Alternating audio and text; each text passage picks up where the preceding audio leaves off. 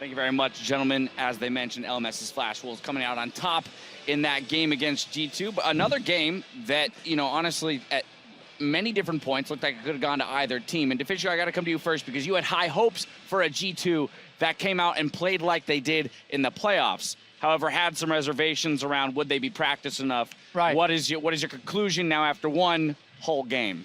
This kind of game, like this style G2 plays in playoffs and also back in the regular season, is this kind of game we see here, except you remove a lot of their very stupid mistakes they make and very over-aggressive calls, because they got much better at understanding when they had the lead, how to close it out, a little bit slower maybe. This is a game where we're going back to almost the start of the split. And this really tells me like there are some coordination problems, but this is also a team who just completely overreacts and gets way too hyped in a game like this. And Flash Wolves every single time is just punishing them, and they played so well. Yeah, exactly. I think coming into the ban pick phase, like Flash Wolves was a little bit on the back foot. They didn't ban the Trundle, which they banned the entire playoffs.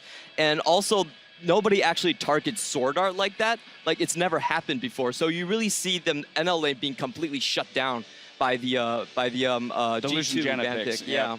I thought that was really interesting. I also thought that when I looked at Emperor's item build, that they were kind of G2. They had very strong windows where they could win this. But one thing that I talk about a lot is if you are a 500 range, 80 carry pretty much in your Lucian, against Azir specifically, you need to pick up early lifesteal and a QSS because his slow is really, really brutal against Lucian. And he also just, you have to be able to sustain through it, right? So I feel like G2 kind of rushed their game plan. They thought we have until 25 minutes until we make these plays, and they were executing on them well. But instead of being 8,000 gold up, they were making mistakes, and it kept it about 5,000 gold. And then they just left the bathroom window open for Flash Wolves to be able to crawl back into the house. So let's bring the pick ban conversation full circle and kind of establish what we've arrived at here. And Deficio, I think a lot of people would look at G2's composition and say, well, what the heck are they doing? They don't have a single champion here that can really engage, unless you got a Flash Rune Prison by Ryze. And we don't have a ton of wave clears. So what on earth were they thinking crafting this comp? So I personally don't believe you need to have a checklist saying like, do you have wave clear? Check. Do you have engage? Check, to make a good composition. This kind of comp here from G2, the plan is very simple. The reason they first picked Kindred is because they want a better early game jungler in terms of ganking their lanes to snowball their lanes. So they put Karsa on the Graves and saying, we're going to be better early game than you. The reason they didn't draft the Janna and not an engaged support is because they want to have the stronger 2v2 lane, but by having double range, they want to have the stronger 1v1 with a Trundle. So again, no engage, because the way G2 plays is 1-3-1 with double teleport or a kill lane from Perkz like a Zed. So basically, they don't care about engaging, they don't care about wave clearing right now. They care about the fact that they have a stronger early game by having 2 winning side lanes that will opt into 1-3-1 and snowball the game out of control. And it looked very, very good. They were basically winning this game without ever having to engage a fight, and then they start throwing it away, basically. Winning lane, strong early game, 1-3-1, and decisive calls from G2. That's where I want to go next. We saw very early on, I mean, Europe as a region will take early Barons. They did exactly that in this game. They're not afraid to pull the trigger. We've got a replay of that, them securing their first Baron of the game. And this is where, you know, a lot of it, we were looking at the analyst stats here saying this is where they may have just won the game. Yeah, and this is like a very standard play again from G2. They've actually already messed up a little bit, but they say, okay, we're still in the game, we're still in the driving seat, rush the Baron and take it down in time. And then the remaining fight, you can see Mabel on the wrong side of the wall here, couldn't really do much, and Flash Wolves thought maybe they could get more. But yeah, this is before everything is lost almost for G2.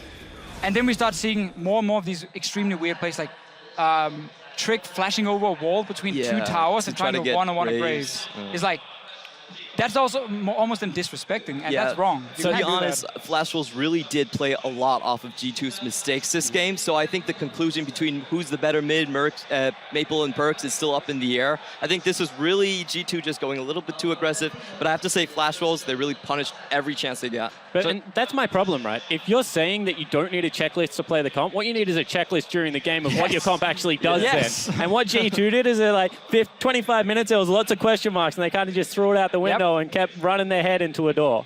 Real quick, I want to throw us into our final replay, and this is back to your point about Flash Wolves capitalizing on G2 mistakes, over-aggression, and they kind of proved that, hey, we let you get the Baron the first time, but we'll be just as decisive in our reactionary play as we move through the rest of the game. So here's going to pull up on your screen right now.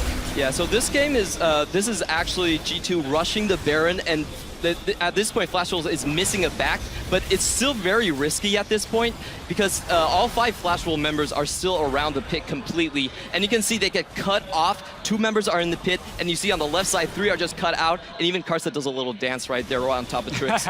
And this is the thing I want to point out. When you look at that replay, Kikis' teleport is up. He's the person that hits the Baron the first. Why is he even on that side of the map? Like, yes. Set up the slow push, make sure that your team is in a winning position, because when they were actually drawing the map apart, they were capitalizing on the decisiveness and taking advantage of some Flashwolves overreaches every now and again. Another pretty back and forth game, but the Flashwolves are going to be very happy with that victory in game 2 of the day. Now for an inside look, though, at Flashwolves' first win here at MSI, we're going to send it down to Shox.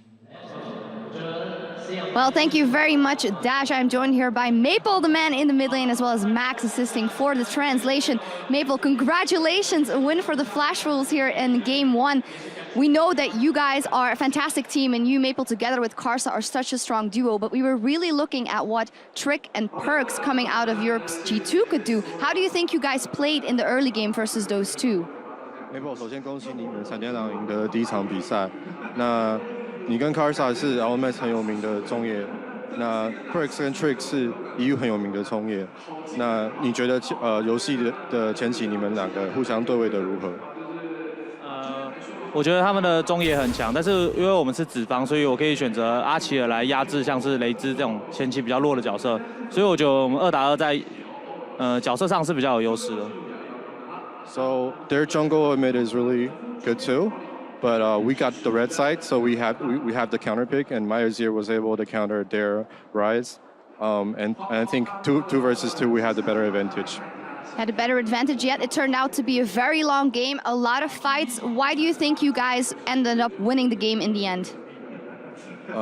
对，你们是有优势没错，可是最后结果这比赛时间是蛮长的。那你觉得你们最后赢的原因是什么？我觉得最后获胜的关键应该是雷兹在后期大家都认为很强，但其实雷兹在后期的团战是跟阿奇尔比的话是输很多的。I think the crucial part is Ryze is usually regarded as the really good late game champ, but comparing to Azir has better team fight. That's how we won.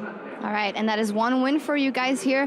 Maple, we know the Flashwolves as a team very well, but there has been some changes since we last saw you at the World Championship, where you also got through the group stage. Now Stake is your coach. How, in your mind, has the team changed here, and how do you come here to this international tournament? How strong are you guys? 他说，上一届世界赛的时候，闪电狼也进8强，然后现在 Stake 转战成为教练。那你觉得现在闪电狼跟当初闪电狼有什么差别？我们一开始把 Stake 换掉之后，我觉得我们的 Caller 是相当令我们头疼的。在我们季初的时候，我们成绩很不好，因为我们的 Call 实在是很差，所以我们在季中的时候就慢慢调整，让我们的 Jungle 跟 Support 来进行 Call。然后上路的话，咪咪蛋是操作比较好的选手。这样。I think when the season first started, because we lost Slake and he's our shot caller, and we were kind of lost for a sec. But then our jungle and support pick up the calling duties, and MMD is a pretty good top with good mechanics, and so we become a better team. Well, you had a great split so far in the LMS, even beating AHQ, which must have been very important to you guys. And for maybe one of the first times, you guys are not regarded as an underdog at all, but people have high hopes for you guys in this tournament. How does that change the way you mentally play here? 他说 LMS 你们总冠军赛的时候打败 HQ 是非常强劲的队伍，然后你们表现得非常好。那以前来讲，闪电狼都会被认为是比较弱势的队，可是现在被认为是大热门。然后你们队伍是怎么想的？我认为 LNS 的整体水平没有那么高，所以大家看 LNS 可能看到后面几队会觉得 LNS 是非常弱的区域，但其实就只是整体水平就是差很多，可能前4队跟后面的队伍是差非常多的这样。So I think LMS, like if people look at the last few teams, they will think LMS is a weaker region, but the truth is like the first few teams are quite a lot stronger, and that's what he thinks. Yeah, definitely, and you guys showed it here. First win on the day for the LMS's Flash Wolves. Congratulations, Maple. Fantastic start to the tournament for the Flash Wolves, but we are just moments away from seeing the world champion take to the stage, SK Telecom, as they go up against Supermassive. There's more MSI coming your way right after this, so don't go anywhere.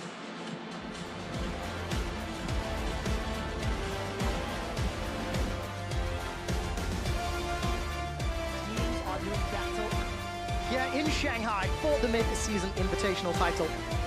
Essence Reaper's doing work. The monsoon's up. Kikis is diving. MSI's games are delivering. They are going further. Now Hybrid's in trouble. Zorz goes down. Emperor hasn't killed NL yet. Dashes forward, finds the kill. Emperor's dividing Glacial Fissure by some time. But how much can Flash Wolves take?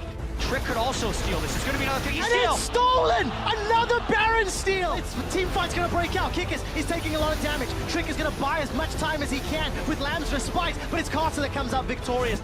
The Flash Wolves take down G2 for the first win at MSI 2016.